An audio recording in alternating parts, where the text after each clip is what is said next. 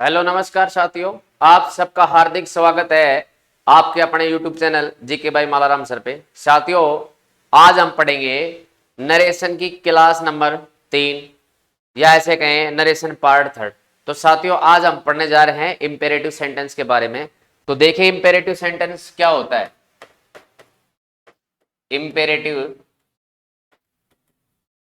Sentence, अब देखो साथियों, इंपेरेटिव सेंटेंस क्या होता है ये देखेंगे। इंपेरेटिव सेंटेंस, हिंदी में जो इंपेरेटिव है उसको आज्ञावाचक सेंटेंस वाक्य के लिए, आज्ञावाचक वाक्य या आज्ञा सूचक वाक्य। अब साथियों, सबसे पहली बात आती है, जैसे हमने सिंपल सेंटेंस के बारे में पढ़ा, उसके बाद में इंटेरोगेटिव के बारे में पढ़ा। अब देखेंगे कि इंपेरेटिव सेंटेंस होते क्या हैं, इनको हम कैसे पहचानें। तो मैंने आपको जो रिपोर्ट नरेशन होता है उसके दो पार्ट बताए थे, एक अपना आरवी होता है और एक आरएस। तो जो अपना आरएस है यानी रिपोर्टेड स्पीच है, उसकी शुरुआत में आपको ये शब्द देखने के लिए मिलेंगे। या तो आपको वर्ब की फर्स्ट फॉर्म मिलेगी, इसको हम मेन वर्ब भी बोल सकते हैं, इससे आरएस यानी दूसरे वाले पार्ट की शुरुआत होगी।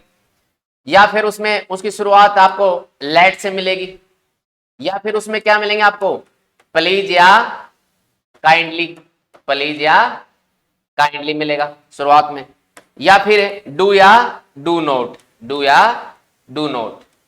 तो साथियों, ये शब्द आपको मिल जाए तो आप समझ लेना इंपेरेटिव सेंटेंस है। यानी सेंटेंस को समझेंगे तभी तो आगे बढ़ा सकते हैं ना।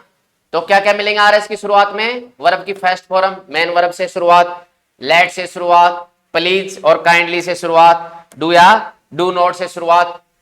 तो देखो साथियों, अब इसमें हम देखेंगे कि भाई ये तो हम समझ गए कि भाई इंपेरेटिव सेंटेंस अपना होता क्या है। इनमें से ये जो जितने भी शब्द दे रखे हैं, जैसे ये दे रखे हैं, मान लो मेन वर्ब से शुरुआत मिल जाए, या लेट से शुरुआत मिल जाए, प्लीज या काइंडली से, डू या डू नोट से। एक चीज ध्यान रखना, डू या डू नोट से वाक्य की शुरुआत होगी, तो डू से वाक्य की शुरुआत होगी तो लास्ट में आपको प्रश्नवाचक चिन्ह नहीं मिलेगा यहाँ पे, क्योंकि प्रश्नवाचक चिन्ह में इंटेरोगेटिव सेंटेंस होता है, डू एक हेल्पिंग वर्ब भी है। ठीक है, तो यहाँ पे देखो साथियों, उसके बाद में अब आता है कि भाई हम इसमें क्या क्या अलग से बदलाव करने पड़ेंगे इसके लिए हमें। तो मैंने बताया था आपको कि जो इंपेरेटिव, जैसे सिंपल में बताया, जैसे नेगेटिव में बताया, इंटेरोगेटिव में बताया, ऐसे इंपेरेटिव में क्या क्या अलग चीजें करने को मिलेंगी। तो देखो साथियों, इसमें जो सिंपल, जैसे आरवी में जो बदलाव है, आरवी में बदलाव है, ठीक है। अब आपको ध्यान होगा कि भाई सिंपल सेंटेंस में तो से को टेल में बदला, सेज को टेल्स में, और सैड को टोल्ड में बदला। उसके बाद में हमने पढ़ा कि इंटेरोगेटिव सेंटेंस है, उसमें हमने से को आस्क में, सेज को आस्कस में और सैड को आस्कट में बदला। लेकिन इसमें आरवी में बदलाव वाक्य के भाव के ऊपर निर्भर पड़ेगा कि भाई इसका अर्थ क्या है वाक्य का। यदि आपको सलाह दी जा रही है, क्या दी जा रही है, सलाह, तो आप सैड जो दे रखा है उस सैड को हम किस में बदलेंगे, एडवाइज्ड में। किस में बदलेंगे साथियों, एडवाइज्ड में। ठीक है, इसके साथ साथ यदि जैसे आपसे विनती करी जा रही है, विनती, ठीक है, तो विनती के लिए जो सैड दे रखा है उस सैड को हम किस में बदलेंगे, रिक्वेस्टेड में। किसमें, रिक्वेस्टेड में। ठीक है, उसके बाद में देखो साथियों, जैसे आपको आदेश दिया जा रहा है, आदेश, तो आदेश के लिए जो अपना सेड टू है वो सेड टू किस में बदल जाएगा, अपना आदेश के लिए ऑर्डर्ड, किस में बदल जाएगा, ऑर्डर्ड में। ठीक है, सलाह या उपदेश एक ही बात होता है, आपको चाहे कोई सलाह दे, अच्छी बात बताए, या कोई उपदेश दे, तो वहां सैड है वो एडवाइज में बदल रहा है। विनती के लिए सैड किस में बदल जाएगा, रिक्वेस्टेड में। इसके साथ साथ आदेश के लिए जो अपना सैड टू है वो किस में बदल जाएगा, ऑर्डर्ड में। यदि मना कर रहा है, मना करने का भाव है सेंटेंस के अंदर, तो हम सैड को किस में बदल देंगे, फॉरबैड में। किस में बदल देंगे, फॉरबैड में। ठीक है, इसके साथ साथ यदि याचना का भाव है, सेंटेंस में याचना कर रहा है, तो जो सैड दे रखा है उस सैड को हम किस में बदलेंगे, याचना के लिए बैग्ड में। किस में बदलेंगे, बैग्ड में। तो ये अपना आरवी में बदलाव होता है, सलाह के लिए सैड एडवाइज्ड में, विनती के लिए सैड रिक्वेस्ट में, आदेश के लिए सैड टू जो है अपना ऑर्डर्ड में, और मना करने के लिए जो है सैड टू अपना फॉरवर्ड में बदल रहा है, ठीक है। और याचना के लिए जो सैड टू है या सैड जो भी है, ठीक है ना, तो अपना बैक्ड में बदल रहा है। तो ये हुआ आरवी में बदलाव। लेकिन इसमें एक चीज ध्यान रखनी पड़ेगी, जैसे प्लीज और काइंडली आ जाए, यहां जैसे सैड विनती के लिए सैड को रिक्वेस्ट में बदला, तो उसमें आपको प्लीज या काइंडली जैसे शब्द मिलेंगे तो हम उन शब्दों को हटा देते हैं, ठीक है। इसके साथ साथ जैसे सर या मैडम शब्द मिले जैसे, तो उन शब्द वे शब्द भी क्या हो जाते हैं, इसमें हट जाते हैं, ठीक है। अब आता है कि भाई जोड़े किससे हम, जैसे सिंपल सेंटेंस को हमने दैट से जोड़ा था, इंटेरोगेटिव दो प्रकार के थे, WH वर्ड से शुरुआत थी उसको WH वर्ड से जोड़ा था, RS की शुरुआत में हेल्पिंग वर्ब थी उसको इफ से जोड़ा था या वेदर से जोड़ा, ठीक है। तो ये जुड़ेगा टू से, इसको सिर्फ टू से जोड़ना है, ठीक है। तो साथियों अब जो है हम ये जो कुछ उदाहरण दे रखे हैं इनको सोल्व करते हैं। तो देखो यहां पे जैसे ये दे रखा है, he said to me please help me, तो यहां प्लीज मिला RS के शुरुआत में, ये वाला पार्ट जो है कॉमा इनवर्टेड कॉमास बाहर वाला ये RV है रिपोर्टेड वर्ब, और ये है अपना कॉमा इनवर्टेड कॉमास के अंदर जो है RS है रिपोर्टेड स्पीच। तो मैंने कहा था कि RS की शुरुआत में आपको प्लीज काइंडली मिल सकता है, मैन वर्ब भी मिल सकती है, लेट भी मिल सकता है, ठीक है। तो देखो यहां हमें प्लीज मिल गया, तो प्लीज किसके लिए आता है, रिक्वेस्ट के लिए, तो इसको हमने हटा दिया, ठीक है। और अपना जो सैड टू है वो विनती के लिए, रिक्वेस्ट के लिए किस में बदलेगा, सॉरी विनती के लिए किस में बदलेगा, रिक्वेस्टेड में। तो he requested me, he requested me, said to को हमने रिक्वेस्टेड में बदल लिया। अब जोड़ने का नियम आता है, तो जो इंपेरेटिव सेंटेंस है वो टू से जुड़ेंगे, किसे जुड़ेंगे, टू से, ठीक है। तो ही रिक्वेस्टेड मी टू, ठीक है। उसके बाद में देखो साथियों क्या दे रखा है हमें, हेल्प मी, मी जैसे टेबल में जाओ आप, आई माई मी, तो ये ऑब्जेक्टिव फॉर्म है लास्ट में, तो फर्स्ट पर्सन प्रोनाउन होता है ये, तो सब्जेक्ट के अनुसार बनता है, तो इसी को आप ऑब्जेक्टिव फॉर्म में ले जाओ, ये सब्जेक्टिव है ही, तो ठीक है ना। तो ही हिज हिम, ही हिज हिम, तो मी के नीचे क्या है अपना हिम, तो ये किस में बदलेगा, हिम, ठीक है। नेक्स्ट देख है, the teacher said to the boys, the teacher said to the boys, ठीक है, डोंट मेक ए नॉइज, की आवाज मत करो। अब देखो साथियों डू नॉट वाला वाक्य है, इसको हम जो है बनाएंगे तो कैसे बनाएंगे, दो प्रकार से बढ़ सकता है। यदि हम फॉरवर्ड का मतलब अपने आप में मना करना होता है, यदि हम इसको फॉरवर्ड से बनाएंगे तो ध्यान रखना इसको हम सिर्फ टू से ही जोड़ेंगे, लेकिन यदि और किसी चीज से बना रहे हैं तो इसको हम नॉट टू से जोड़ देते हैं, डू नॉट वाले पे, ये चीज ध्यान रखना, ठीक है। The teacher said to the boy, ठीक है, अध्यापक ने बच्चों से कहा डोंट मेक ए नॉइज, कि भाई आवाज मत करो। तो बना कर देख लो, एक तो बना लेंगे द टीचर, फॉरवर्ड से बना लेंगे तो सेड टू को हमने किस में बदल दिया, फॉरवर्ड में, तो the teacher forward the boys. अब ये फॉरवर्ड का मतलब अपने आप में मना करना होता है, इसमें नोट होता है, तो इसको हम सिर्फ टू से जोड़ देंगे, तो टू, अबे डू नॉट क्या हो जाता है अपना, हट जाता है, ठीक है। तो to make a noise, to make a noise.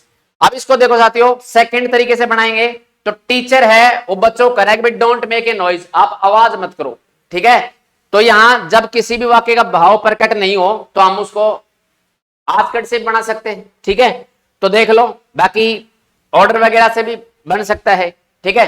तो the teacher asked the boys, the teacher asked the boys. अब इसको किससे जोड़ेंगे, डू नॉट वाला है, तो देखो फॉरवर्ड हो ना, ये फॉरवर्ड हो, जब तो मैंने बताया था नोट नहीं लगता है, बाकी डू नॉट वाला वाक्य उसको नोट टू से जोड़ते हैं, तो the boys not to make a noise, not to make a noise. इसके बाद दे रखा है the student said to the director, विद्यार्थी ने डायरेक्टर से कहा sir please grant me leave for 5 days।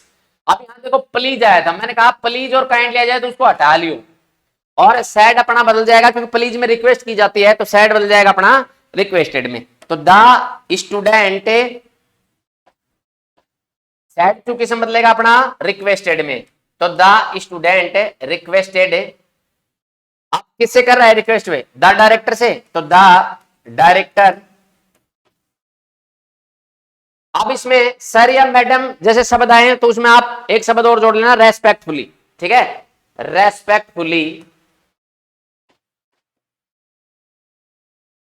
किससे जोड़ देंगे इसको, टू से, तो to grant me, to grant me, I my me, first person pronoun student के अनुसार जाएगा। स्टूडेंट को हम लड़का मान ले तो ही, और लड़की माने तो सी, ठीक है।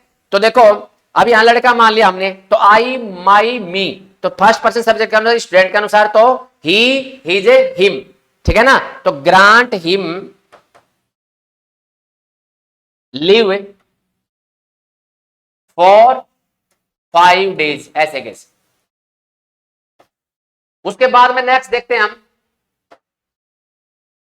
She said to me help the poor, she said to me help the poor, उसने मेरे से कहा कि हेल्प द पुअर, गरीबों की क्या करो, सहायता करो। तो सलाह दे रहा है, तो सलाह के लिए जो अपना सैड है वो किस में बदल जाएगा, एडवाइज में। तो सी सैड टू किस में बदल गया, एडवाइज में। तो सी एडवाइज्ड मी, अब किससे जुड़ जाएगा ये, इंपेरेटिव सेंटेंस, टू से, तो to help the poor, to help the poor, ठीक है साथियों। उसके बाद में देखो, my mother said Vinay, sorry my father said Vinay do as I say, my father sad, मेरे पापा ने कहा विनय, विनय कि डू एज आई से, डू यानी करो, एज आई से जैसा मैं कहूं, ठीक है। तो यहां देखो, तो माई फादर आस्क्ड, किसको कहा उसने, विनय को, ठीक है ना। तो विनय, और किससे जोड़ दिया इसको हमने, किससे जोड़ेंगे, ठीक है, यहां डू से शुरुआत है तो किससे जोड़ देंगे, तो टू डू एज, आई कौन सा पर्सन है, आई माई मी, ठीक है, आई माई मी, आई सब्जेक्टिव होता है, माई पजेसिव होता है, मी ऑब्जेक्टिव फॉर्म में होता है। तो आई पहली फॉर्म में आएगा सब्जेक्ट के अनुसार, ठीक है। तो देखो, my father said Vinay do as I say, तो आई फर्स्ट पर्सन प्रोनाउन है, किसके अनुसार बदलेगा, सब्जेक्ट के अनुसार, ठीक है। तो माई फादर क्या लिख देंगे यहां पे, ही, क्या लिख देंगे, ही। तो देखो, my father asked Vinay to do as he say, उसके बाद में देखो टेंस में बदलाव करेंगे, से वर्ब की फर्स्ट फॉर्म है तो किस में बदल जाएगा, सेकंड फॉर्म में, तो सैड में, ठीक है साथियों। उसके बाद देखो, I said to him let the child sleep, अब यहां पे देखो एक तो लेट वाला वाक्य होता है, एक लेटेस्ट वाला वाक्य होता है। जो लेटेस्ट वाला वाक्य होता है उसको हम आगे की जो एक्सरसाइज होंगी उनमें सोल्व कराएंगे, जितने भी सेंटेंस हैं ऐसे उन सबको एक साथ। तो देखो अभी तो हम लेट का देखते हैं कि लेट से वाक्य की शुरुआत है, इंपेरेटिव सेंटेंस हो गया, ठीक है। आई सैड टू हिम, मैंने उससे कहा, तो आई सैड भाव प्रकट नहीं हो रहा है, आस्क्ड में बदल लो, तो आई आस्क्ड हिम, ठीक है। अब देखो किससे जुड़ेगा ये, टू से, तो to let the child sleep, to let the child sleep. तो साथियों ये थे अपने कुछ नरेशन इंपेरेटिव सेंटेंस से रिलेटेड। मुझे आशा है कि ये क्लास आपको अच्छी लगी होगी साथियों, और आपका अपना जो YouTube चैनल है जीके बाय मालराम सर, उसको सब्सक्राइब करें और वीडियो को ज्यादा से ज्यादा लाइक और शेयर करें। जय हिंद, जय भारत।